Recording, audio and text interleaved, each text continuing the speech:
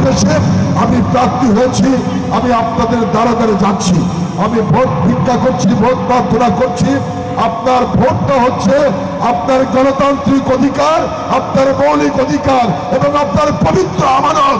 আপনাদের কাছে বিনীত অনুরোধ রাখতে চাই, আপনার ভোট আপনি দেবেন, যাকে খুশি তাকে দেবেন, কিন্তু ভোট কেন্দ্রে যাবেন।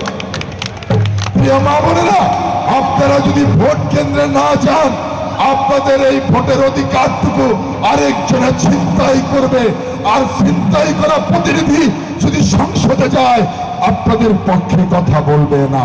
সেজন্য আপনার সুবিবেচনা দিয়ে, আপনার মস্তিষ্ক দিয়ে, আপনার প্রজ্ঞা এবং আপনার বিচক্ষণতা দিয়ে বিবেচনা করে যে যোগ্য তাকে বাছাই করতে হবে আপনাকে। যাকে বাছাই করবেন সে আপনার পক্ষে মহান সংসদে দাঁড়িয়ে কথা বলবে।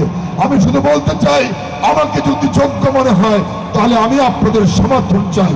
আমি আপনাদেরকে কথা দিচ্ছি, আমাকে যদি আপনাদের প্রতিনিধি হিসাবে মহান সংসদে পাঠান, আমি আপনাদের কথা বলবো, আমি কোটালি পাড়ার কথা বলবো, আমি অসাম্প্রদায়িক কথা বলবো, আমি একটি মানবিক সমাজ নির্মাণের কথা বলবো, আমি এদেশের মানুষের ভাগ্যের পরিবর্তনের কথা বলবো।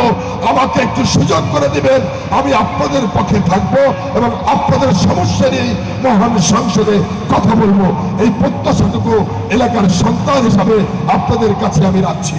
প্রিয় উপস্থিতি, শুধু বলতে চাই, ভোটের অধিকার প্রয়োগ করবেন, কারণ আমাদের সংবিধান স্বীকৃতি দিয়েছে এবং পবিত্র সংবিধান বলেছে এই রাষ্ট্রের মালিক জনগণ, আর জনগণ রাষ্ট্রের মালিক তখন হয় 5 বছর পরে আপনার একটি ভোট আপনার পছন্দ মতো ব্যক্তিকে প্রয়োগ করার মধ্য দিয়েই একজন মানুষ, একজন সাধারণ মানুষ তার রাষ্ট্রের মালিকানা পেয়ে